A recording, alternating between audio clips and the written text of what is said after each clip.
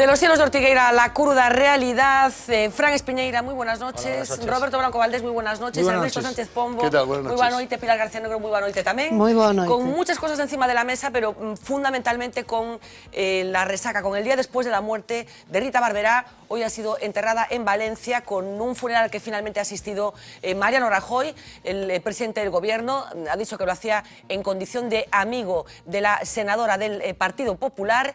Llegaba a ese tanatorio en el que tuvo lugar el funeral y atendía a los periodistas antes de participar en los actos litúrgicos.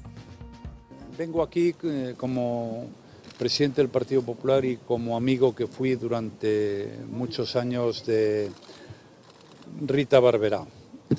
Era una excelente persona, generosa, afable, luchadora, defendía con convicción aquello en lo que creía.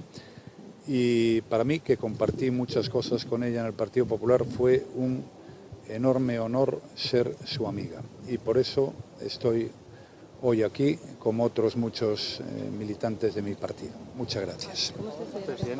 Por aquí, gracias. Bueno, muy llamativa toda la dimensión de las repercusiones que la muerte de Rita Barberá ha producido, una muerte inesperada que efectivamente provocó una cierta conmoción, una conmoción grande dentro de las filas del Partido Popular, que ayer tenía lugar a pocos metros del Congreso de los Diputados, en donde se producía ese minuto de silencio que, como ya saben, a estas alturas decidía no guardar el grupo de Unidos Podemos. En Valencia hoy se ha producido un homenaje a la exalcaldesa con colas de varias horas para firmar en el libro de honores. Es la interminable cola para firmar en el libro de condolencias por Rita Barberá en el ayuntamiento que dirigió durante 24 años. No habrá alcaldesa como ella. En un mundo de hombres, una mujer no puede triunfar como triunfó ella. Y eso no se lo perdonan. Debía de haberse retirado antes, porque así hubiera quedado mejor. Ella lo dio todo por Valencia y no ha sido en los últimos momentos correspondida. Por el tanatorio están pasando durante toda la mañana familia, amigos y excolaboradores. A estar apartada de todos aquellos que fueron sus compañeros y fueron sus amigos. Yo creo que eso fue lo peor para ella. No hay nadie, ni Rita Barberá ni nadie, que pueda asumir las vejaciones, el desprecio, el insulto, el olvido de tantísima gente. La figura de la exalcaldesa ha sobrevolado la ceremonia de entrega de los premios Jaume I esta mañana. Cuando, como en el caso de Rita Barberá, esa vida se ha dedicado al servicio público, todos compartimos la tristeza. Los restos de Barberá llegaban de madrugada al tanatorio.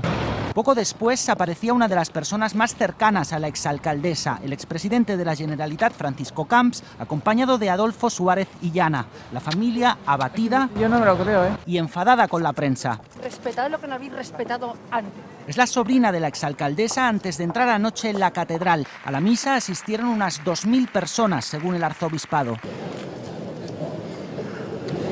Ha muerto de pena y en esa pena la fundamental aportación la han tenido los míos. La casa de Rita Barberá se convertía esta mañana en un santuario. Decenas de valencianos se han acercado hasta el portal para rendir homenaje a la que fue su alcaldesa. Bueno, pues una muerte particular, Roberto, que está desatando bueno, pues un debate que pasa por el papel de los medios de comunicación. Una parte del Partido Popular está acusando a los medios de comunicación de haber llevado a cabo una cacería mediática, son las palabras que se están utilizando. Es cierto que Mariano Rajoy era abucheado por familiares y amigos de Rita Barberá, al considerar que fue el Partido Popular el que no trató adecuadamente a Rita Barberá. ¿Qué tiene de particular esta muerte? Es una política que se muere de una forma inesperada, con un dramatismo teniendo en cuenta el final de su peripecia política, con una personalidad muy particular. Pero ¿qué tiene de particular la muerte de Rita Barberá? Yo creo que lo que tiene de particular es la situación en la que está el país, ¿no? Yo creo que la muerte diríamos, la forma en que hemos enfrentado, en que el país ha enfrentado, los partidos, en fin, las instituciones, la muerte de Rita Barberá pone de relieve la situación de profunda crispación en la que está el país, ¿no? Yo creo que esto es lo que tiene lo que tiene de nuevo, es decir, que diríamos que la gran presión por los temas de corrupción sobre el PP llevan al PP a dejar caer a una dirigente política que en condiciones normales no hubieran dejado caer, o sea, la dejan absolutamente abandonada a su suerte, una persona que no estaba es que hay que darse cuenta de eso, es decir, una persona que estaba sencillamente imputada, es decir, que no estaba, a la que ni siquiera se le había abierto juicio oral. Hay que recordar que en estos momentos hay políticos a los que sus partidos están apoyando que tienen juicio oral abierto. Estoy hablando, por ejemplo, ¿qué?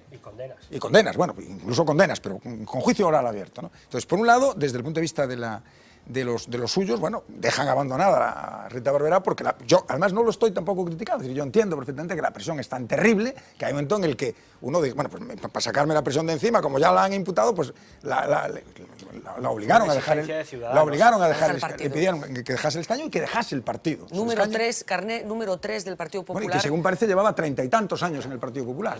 Entonces, por un lado eso desde el punto de vista del PP, desde el punto de vista de la oposición, bueno, yo creo que lo que ha ocurrido en el Congreso es una cosa insólita, ¿no? Insólita, absolutamente. Es decir, el hecho de que una parte de los diputados, me da igual, es decir, el signo político, se nieguen a guardar un minuto de silencio por la muerte de un miembro de la Cámara, de una de las cámaras, de las Cortes, me parece una cosa verdaderamente disparatada, o sea, insólita. Yo creo que pone de relieve la profunda crispación y diríamos, hay una especie de la palabra guerra civilismo es fuerte, pero hay una especie de, se ha desatado una especie de, y luego todo el tono elegíaco, ¿no?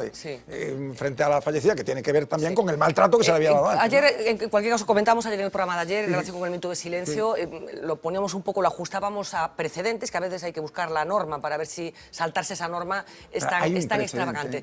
Hay de senadora a la que se le rinda ese tributo en el Congreso, no hay precedentes. No, pero yo no me refiero tanto a guardar un minuto de silencio, de eso hay casos en que no hay precedentes. Lo que me refiero es a que alguien se niegue a guardar un minuto de silencio. Es decir, que una vez que se decide hacerlo, alguien se retire por el hecho de que se supone, dice, por corrupción. Oye, como por corrupción, esta señora que estaba imputada, que no estaba condenada, a la que no se le había abierto juicio oral. Dicho, insisto, es decir, que mi lejanía respecto de la forma de comportarse de la señora Barberá en muchos aspectos es muy grande, pero no tiene nada que ver una cosa con la otra, ¿no? Es decir, yo creo que lo que diríamos llama la atención de lo que ocurre en el Congreso no es el hecho de que se le rinda o no, de que se le decida guardar un minuto de silencio, sino el hecho de que una vez decidido haya diputados que se van de la Cámara. Me parece, absolutamente disparatado, ¿no? Frank. Sí, yo creo que conviene poner también las cosas en su justo marco, ¿no? Es decir, o sea, Mariano Rajoy, que hoy presumía de amigo de Rita Barberá y que ayer confesó haberla llamado el pasado domingo antes de ir a declarar, que yo creo que también es un hecho relevante, cedió su cabeza en el momento que Ciudadanos se le exigió para garantizar su apoyo a la investidura. Es decir, que no es que el PP decidiera echar a Rita Barberá. Yo estoy convencido que si hubiera sido por Mariano Rajoy, Rita Barberá seguiría como senadora hasta el final. El problema que es que exigieron su cabeza a otro partido y él decidió, en aras de salvar la suya, entregarla de la amiga, que eso también creo que conviene ponerlo sobre el papel. Yo creo que en lo que dice Roberto de Desunidos Podemos, pues quedó claro ayer otra vez más que están más desunidos que nunca, ¿no? Por la mañana a las 9 no asisten, a la mediodía a las 12 guardan el minuto de silencio. La persona que más directamente sufre el enfrentamiento con Rita Barberá, que es Joan Baldoví de Compromís, decide acudir a pesar de pertenecer al grupo estar aliado con la confluencia del grupo confederal que se inventaron para justificar que todo el mundo tuviera su voz. Dando una prueba de sentido común. O sea, Rufián, que si algo ha demostrado es ser el más rompedor de todo el Parlamento, a veces con bastante poco acierto y otras con algún acierto, pues que asisten. Separaba los dos ámbitos. Sí, claro, separaba los dos ámbitos, quiero decir, y al final lo que han quedado es solos, y por eso se ha producido esa reacción de Podemos, que dicho de paso al PP le viene muy bien para camuflarse, ¿no? A mí me sorprende sobre todo, en el caso de Podemos, que o sea, es un partido que estaba pidiendo antes de ayer todavía, y supongo que mañana lo volverá a pedir, el indulto para un diputado acusado de agredir a un adversario socialista. Es un partido que algunos de los que hablaron ayer tienen condenas por administraciones públicas como universidades y otras entidades por cantidades superiores a las que se demanda a Rita Barberá, que es un partido que tiene a una de sus lideresas, Rita Maestre, condenada. No sé si votaron en contra del suplicatorio para el procesamiento. Votaron en contra del suplicatorio de Kiko Homs, sí, o sea, es que no tal. Insólita, que se vota en contra de un suplicatorio en España. Y luego que se hablaba de los precedentes y no precedentes. Yo creo que hay personajes que yo creo que están por encima. Hay cuatro personas a las que se les dio un minuto de silencio, no me quiero olvidar. Sí, Santiago Carrillo. No. A Santiago Carrillo también se dice. Adolfo Suárez, Calvo Sotelo, me quiero acordar, Chiqui Venegas, y me falta uno. 4 personas. Y creo que a Santiago Carrillo también se llegó a hacer. Congreso, sí, el otro día comentaba en Radio Voz un compañero que estaba en la tertulia. Y Gabriel Cisneros, justo. Que había un caso. Gabriel Cisneros, que yo creí que te estaba refiriendo a eso. Y José Antonio Labordeta se sugirió, se pidió, sí. Los grupos de la izquierda pidieron que se hiciera ese minuto de silencio y el Partido Popular se negó. Dijo que no. Dijo pues que no. Menuda metida de pata. Ven, os escucho enseguida, pero dejadme porque el Partido Popular está haciendo una interpretación en las últimas horas, o por lo menos algunos de sus portavoces, de por qué Rita Barberá fue apartada del Partido Popular. Como se decía, Rita Barberá tenía el carné número 3 de Alianza Popular, y se le conminó a que entregara ese carné y que entregara la militancia, que dejara de militar en el Partido Popular. En las últimas horas la tesis que está desarrollando el Partido Popular es que fue por su bien, para tratar de alejarla de la presión mediática a la que estaba siendo sometida. En cualquier caso, hoy el exministro Margallo, que está muy locuaz últimamente, como todos sabemos, muy amigo también de la senadora fallecida, decía que la idea de que siguiera en el Senado tenía que ver con que no tenía otra forma de sustento. El PP sigue hoy enarbolando la bandera de Rita Barberá. Explican ahora que su complicada salida del partido fue poco menos que un cordón sanitario para protegerla de la presión mediática. Sí, nosotros decidimos que había que apartarla porque quizás entendimos que era la única forma de evitarla el linchamiento al que algunos le estaban sometiendo. Sin embargo, las hienas siguieron mordiéndola. La decisión de Rita Barberá de dejar la militancia buscaba tener algo más de tranquilidad, menos relevancia, estar menos bajo los focos permanentemente. Claro que en aquel momento, con una Rita que se resistía a dejar las filas del PP y el pacto con Ciudadanos en juego, las cosas no se veían así. El sector renovador presionaba para que se fuera.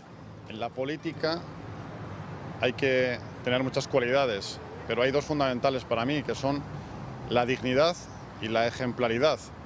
Y yo creo que en este caso Rita Barberá no ha ejercido ninguna de las dos. Me parecería positivo que Rita Barberá diera un paso a un lado. Pues debería renunciar a su escaño. A mí me parece que Rita Barberá se equivoca. En interés del partido y en su propio interés tenía que dar un paso atrás. Pero es bueno, es bueno que las cosas salgan, que se depuren y que la casa se limpie. Las elecciones vascas y gallegas estaban en juego. Que ha habido gente del Partido Popular que ha evitado que le viesen con Rita Barberá, porque eso podía dañar su crédito electoral, es absolutamente cierto. Distancia de seguridad que, según Margallo, no supuso una brecha en el PP. No es verdad que haya un conflicto generacional, es decir, la vieja guardia en favor de Rita Barberá, la joven guardia en contra de Rita Barberá. Esto es transversal.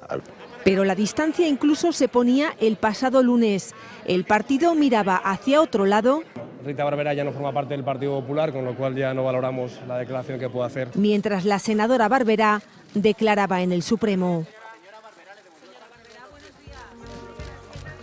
Bueno, el posicionamiento que ha ido tomando el Partido Popular, escuchamos ahora al exministro Margallo. Vamos a ver, la responsabilidad por la que se estaba investigando a Rita Barberá es por una donación de 1.000 euros, punto. Todo lo demás no se puede acumular ahora. Segundo lugar, Rita sigue en el Senado porque ella entiende, lo he dicho antes, que renunciar al Senado era admitir su culpabilidad. Y tercero, y no lo he dicho nunca, he hablado del patrimonio de Rita Barberá y de los medios económicos que tenía Rita Barberá. No sabía cuánto iba a durar el procedimiento y cuánto tenía que tener en defensa y necesitaba ese sueldo porque no tenía otros ingresos ni ahorro de ningún tipo. Y esa es la máxima prueba de honestidad de un político. Tú te puedes equivocar, puedes firmar algo que no debías haber firmado, pero el patrimonio de Rita es el que he dicho, una casa en alquiler. Pero quiero decir una cosa, Rita fue extraordinariamente leal al partido hasta su momento final. No hizo nunca ni una sola declaración. Había pensado hacer una rueda de prensa y yo personalmente le pedí que no hiciese esa rueda de prensa. Creía que no le venía bien a ella, no le venía bien a nadie y disciplinadamente lo hizo. Es decir, ha renunciado a su defensa pública para no perjudicar al partido. Es decir, ojalá todos los miembros del Partido Popular o de cualquier otro partido tuviesen un comportamiento igual de leal que el que ha tenido Rita. Bueno, García Margallo, que se ha dirigido uno de los grandes defensores de Rita Barberá. Ayer Pablo Carballo nos daba buena cuenta de cómo ha sido ese proceso, las cosas que han dicho dentro del Partido Popular y la soledad en la que estuvo en las últimas semanas, esas imágenes en el poleiro del Senado, esas imágenes en el besamanos del rey, en el que Televisión Española recibe la instrucción potencialmente de cambiar la realización para que Rita Barberá no se vea el momento en el que Rita Barberá saluda a los reyes. Ernesto. No, es que aparte, al margen de lo que dijo Roberto, que yo comparto, de que hay un cierto clima de enfrentamiento, lo que hay es una evidente mala conciencia por parte del Partido Popular, muy mala conciencia. Entonces está con el comportamiento de Rita, ¿no? Entonces lo que está haciendo el Partido Popular, que es muy típico también en él en estas situaciones, es esparcir el estiércol. Es decir, todos son responsables excepto yo. Pero resulta que nadie de los que hoy ha salido ahí, ni ningún medio de comunicación, le llamó indigna a Rita Barberá nada más que Javier Maroto. Es decir, es que tenemos que empezar a repasar las cosas. Es que Rita Barberá se quejó a una compañera de este señor, que hoy resulta, o ayer resulta que dijo, es que lamento muchísimo que Rita nos haya muerto dentro del partido y tal, no sé qué.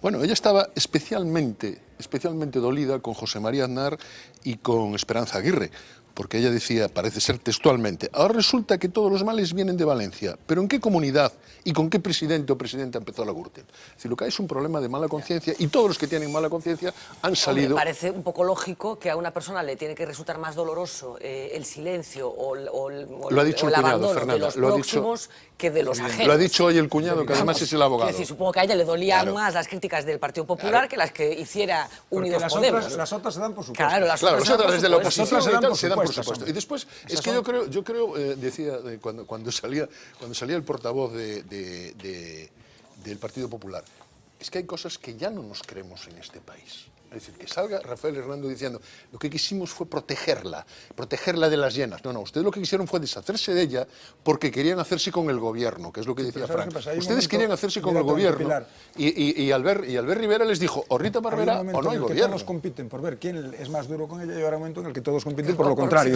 Los mismos. Es así. Pilar García Negro. Es así. Pois sobre este asunto eu teño que dizer que me resulta humanamente e políticamente tamén desagradabilísimo. Por unha razón ou por varias razóns que vou tratar de resumir. As evidencias máis elementares fican desaparecidas en combate. Unha persoa morta, obviamente, non pode falar, non pode opinar, non se pode defender, non pode reaxir de ninguna maneira. Entón, en virtude diso, e de unha morte, ademais, recente e fulminante, digo eu non por ningún sentido da caridade, sino por un mínimo pudor humanitario, unha mínima consideración ou un mínimo respeito, deixen uns e outros, por favor, de mercadear con ela. Porque a atmosfera, o ambiente no que estamos, por parte de uns e de outros, e despois vou citar a quen chamo uns e outros, é de que na política todo se pode comerciar, todo se pode mercadear, todo absolutamente vale para o comentario de texto, para a foto, para o micro e para esa política, de máis e todo é mercadoria política. Entón temos por un lado o PP que obviamente ante toda unha presión político-mediática por casos acumulados da denominada corrupción precisa soltar lastre, precisa purgar. E como a purga de ninguna maneira pode ser colectiva, de ninguna maneira pode acadar as altas esferas, pois naturalmente hai que o elemento conveniente, por un lado. Por outro lado, quéreselle dar cobertura política a un xesto que eu insisto que é demostrativo, un minuto de silencio, é unha miña versión, unha miña opinión, é demostrativo única e exclusivamente de unha recordación mínima ou de un respeito ou de un ficar en silencio, non, nen sequer iso, ante alguén efectivamente que faleceu.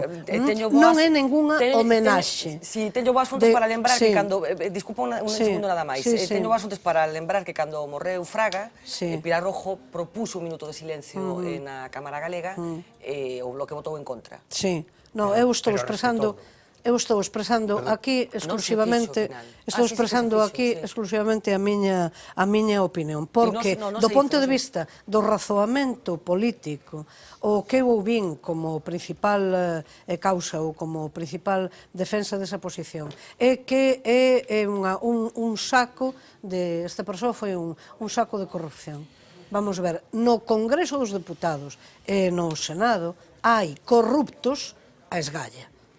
E hai trato político con eles. Entendendo, ademais, a corrupción, eu non falo de pretensos delitos ou de delitos probados cualificáveis como tais no Código Penal, senón de un outro tipo de corrupción que aquí nesta mesa, en esta casa, neste programa, eu teño explicado ou tratado de explicar moitas veces, que son, quero dicir, o propio funcionamento político. Inclusive, aquí parece que hai, pero xa non sei se estou facendo simplemente psicoloxía barata, porque eu para nada vou defender o papel político desta persoa, pero como unha especie tamén de perfil feminino masculino. Quero dizer, até este momento valeches, conseguéchesme votos, diñeiro e demais, pero despois non hai problema ningún. O que denuncio políticamente ese tipo de aproveitamento que me parece auténticamente... La situación de Rita Barberá, que en cualquier caso, yo lo decía ayer, es una peripecia personal y política bastante terrible, independientemente de la consideración, por supuesto, que se tenga de su forma de hacer política, de lo que sea, pero el personaje, la forma en la que ella tuvo que procesar todos estos meses, a mí, yo lo decía ayer, la soledad en la que se muere es la soledad en la que ha vivido toda esta temporada. Bastante increíble, ¿no? Bastante increble. Creo que era lo que peor llevaba, lo dijo el cuñado hoy. Como personaje, ¿no? Como murió personaje, de tristeza. Pero aí só cabería, claro, ou unha solución, supoño meu, absolutamente radical, que consistise en aquí todo sobre a mesa. No, pero yo trasciendo, yo en Pilar estoy trascendiendo, las consideraciones políticas, estoy haciendo una reflexión. Por parte do partido, ao que pertence houbo claramente deixala caer. No, pero eu quero decir que o marxen de que Rita Barberá fora exalcaldesa, o marxen de todo eso, como personaxe, como persona, que ten que pasar por unha determinada peripecia, me parece...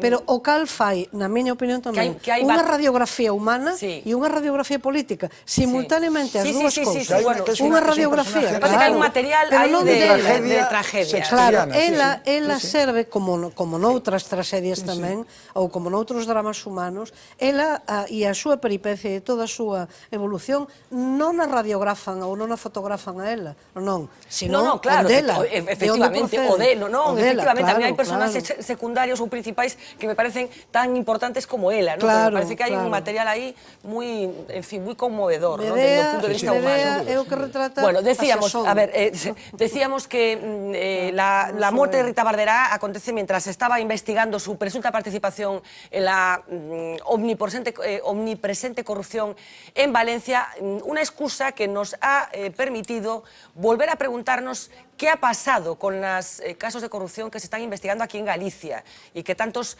minutos de televisión, que tantas páginas de periódicos, que tantos comentarios han traído consigo. Seguro que recuerdan la lista porque fue impactante a medida que se iban produciendo imputaciones de políticos de prácticamente todos los signos, en prácticamente todas las localidades. Hubo un momento en el que parecía que toda Galicia estaba imputada o en la Pokémon, o en la Patos, o en la Campeón, o en la Pikachu, en fin, una larga lista de operaciones judiciales que ya les voy adelantando, ahí sigue. Pocas novedades vamos a tener que contarles, pero queríamos recuperarlas también para reflexionar sobre esto que ha vuelto a salir, la famosa pena del telediario. Pablo Carballo, muy buenas noches. Muy buenas noches. ¿Qué ha pasado con toda esa constelación de con todo no me lo pidas. No, todo no, porque entonces ya no acabábamos, si nos queda poco tiempo. Bueno, pero preguntas, por ejemplo, que sí que podemos trasladar a la mesa. ¿Son razonables los tiempos judiciales? ¿Qué peso tienen que tener los indicios para que un juez abra una investigación por corrupción? ¿Cuándo y qué responsabilidades políticas se deben asumir? ¿Y cómo debemos tratar los medios de comunicación a un político que está señalado por la justicia, de alguna manera, por unos indicios, cuando se abre una investigación? Preguntas que están en el aire. Hablaba Fernanda de operaciones judiciales, pues fíjense, Pokémon, Pulpo, Patos, Orquesta, Pikachu, Campeón, Hormigón, Z, con centenares de implicados en Galicia y todas embarrancadas de una forma u otra todavía en los tribunales. Vamos a poner algunas caras, es imposible llegar a todas, y con casos que tienen que ver con estas operaciones y otros que también han saltado a la escena política en Galicia. Casi vamos a ir haciendo el recorrido por provincia, empezando por A Coruña, recordando que en el anterior mandato dimitió el elegido alcalde Gerardo Conde Roa por fraude fiscal. Acabó siendo condenado, como digo, dimitió de su cargo. Su sucesor, Ángel Currás, también dimitió. Sigue investigado en la operación Pokémon. Renunció primero como alcalde, luego lo acabaría haciendo como concejal. Un alcalde que vio cómo se sentaban en el banquillo 7 de sus concejales por pagar con minutas públicas el abogado de Adrián Varela, concejal imputado también por corrupción. Fueron primero sentenciados como culpables por un tribunal, inhabilitados durante 9 años. Recurrieron y otro tribunal les acabó absolviendo. ¿Cómo estás de ánimo, María? Mal. Mal, pero... Bueno, y también en la operación Pokémon, la jueza Pilar de Lara imputó a José Manuel Rey Varela. Entonces era alcalde de Ferrol. Estuvo 141 días imputado. Siguió en su cargo entonces como alcalde, hoy ya saben es conselleiro. Finalmente se demostró que la voz que le atribuía a la alcaldesa en una de las grabaciones no era la suya. Que no vale lo de que todos son iguales, porque yo hoy, varios meses después, a través de un auto judicial, se demuestra que yo he dicho la verdad.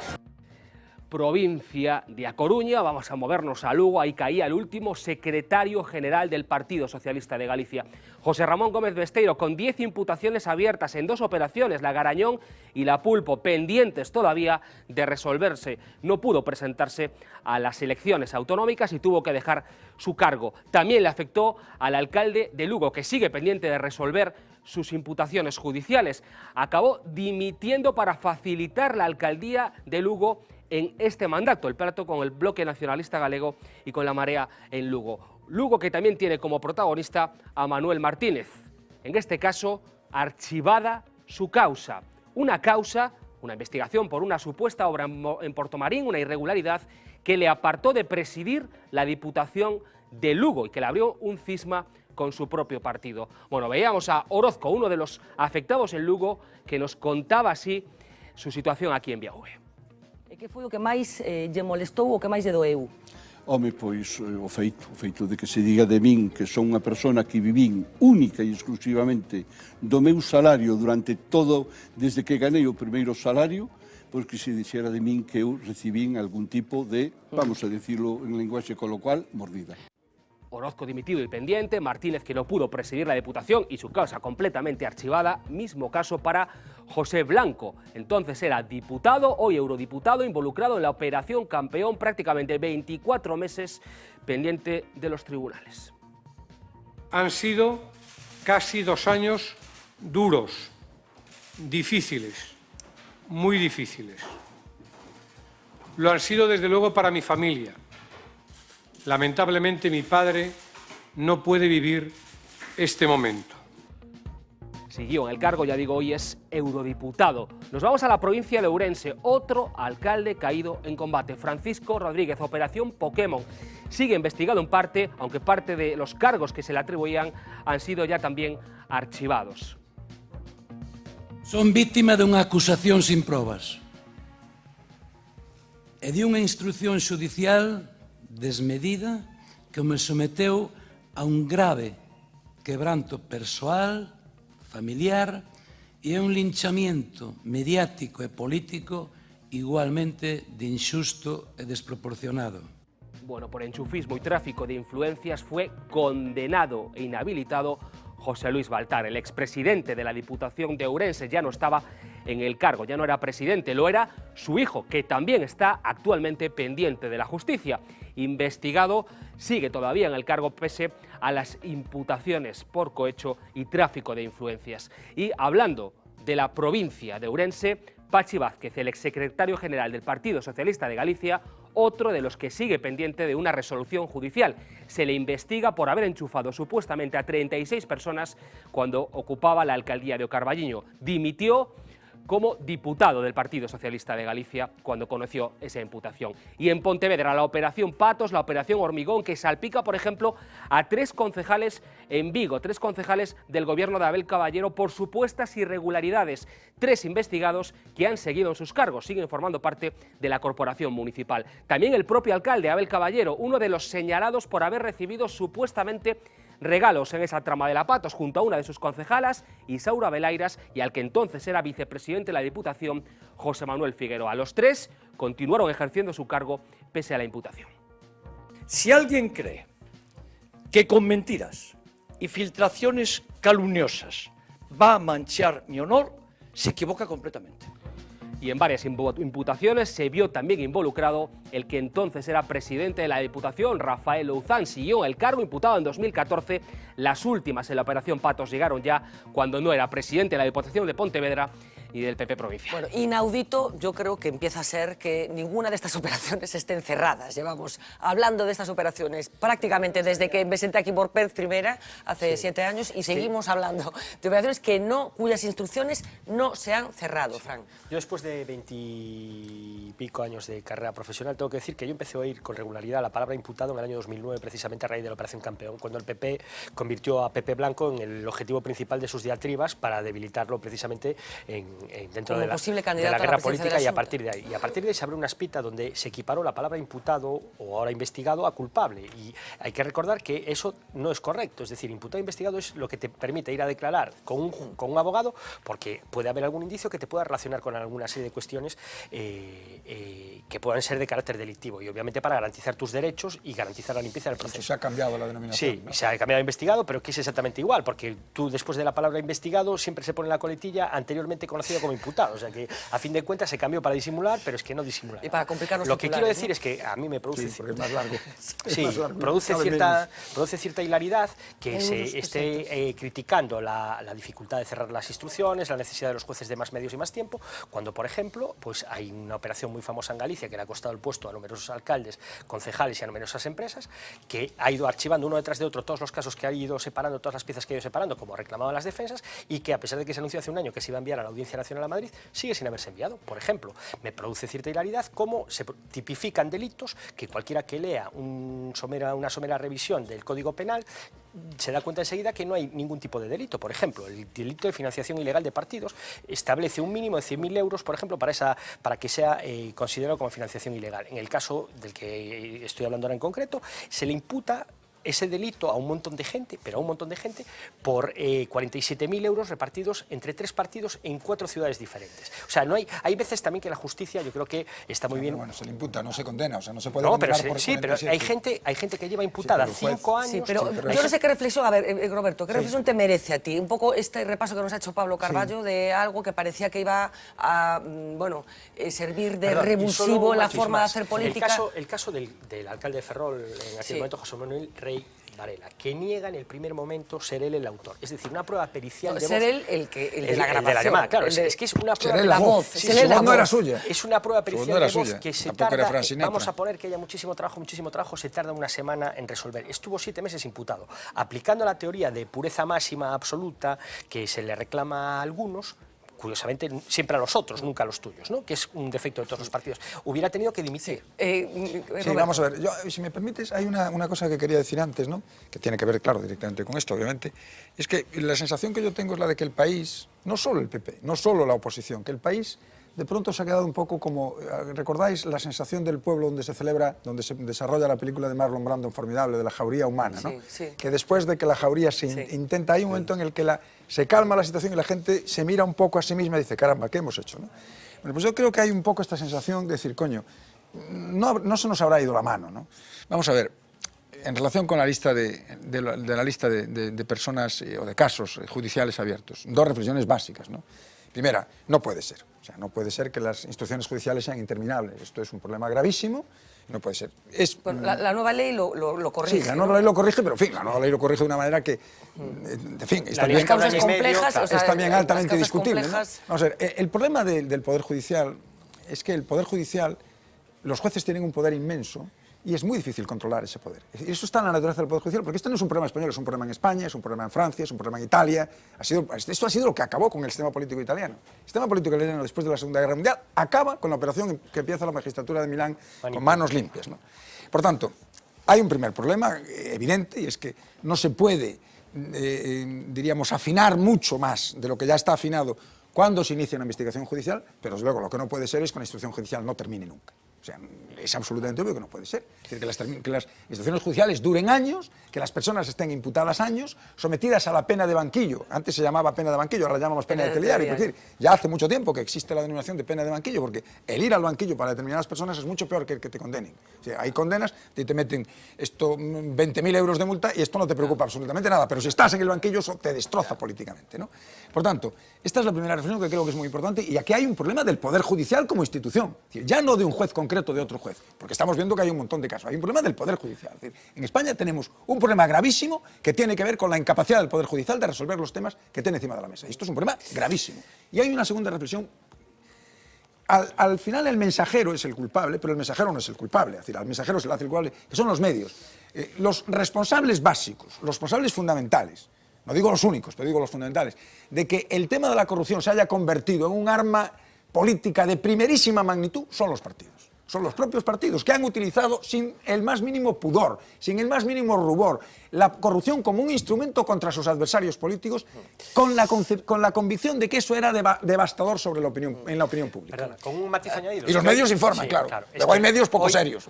Pero no este problema de los medios. A alguien es facilísimo. O sea, tú te vas al juzgado, presentas una denuncia claro, con una y el juez tiene que abrir una investigación. Tiene que abrir una investigación y automáticamente te tiene que... Todos conocemos alguna imputación llamativa. Sí. Ernesto. Yo respecto a las imputaciones tengo mi propio criterio que no coincide. Yo creo que un imputado es por lo menos un sospechoso. Habrá que acreditar. Pero para acreditarlo no te imputan, claro, precisamente.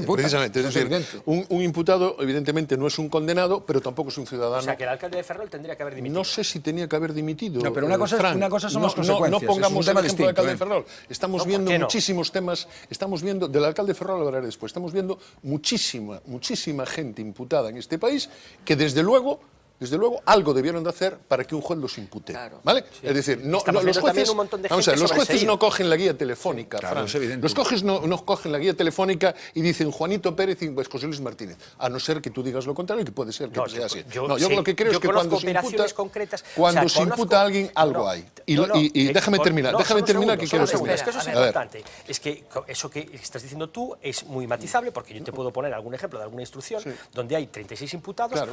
Para eso se hace la instrucción, para saber quién es inocente y quién tiene que seguir imputado. 36 imputados que llevan imputados más de 2 años y medio por pedir que se les retire una multa que no está ni siquiera acreditado si se le retiró.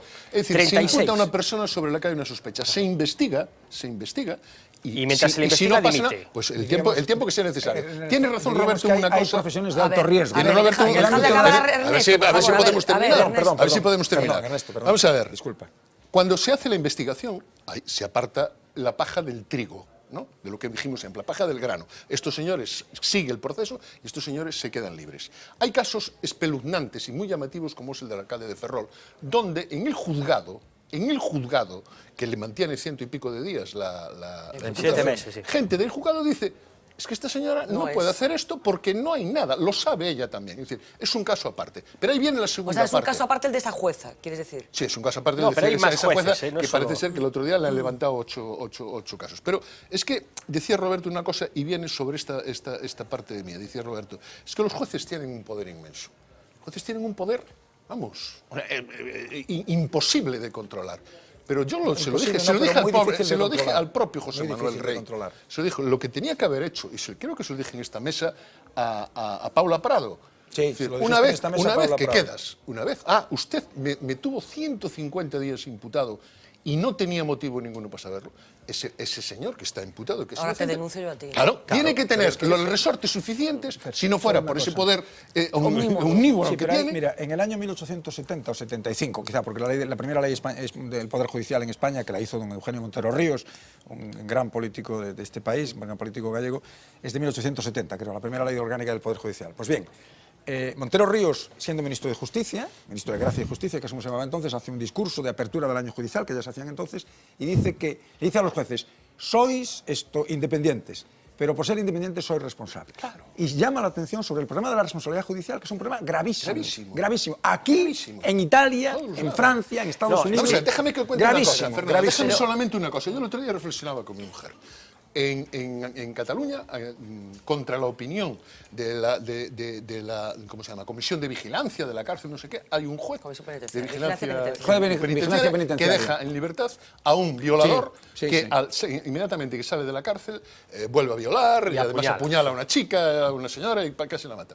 Pregunta, 15 días después, ¿qué ha pasado con el juez que ha tomado esa decisión?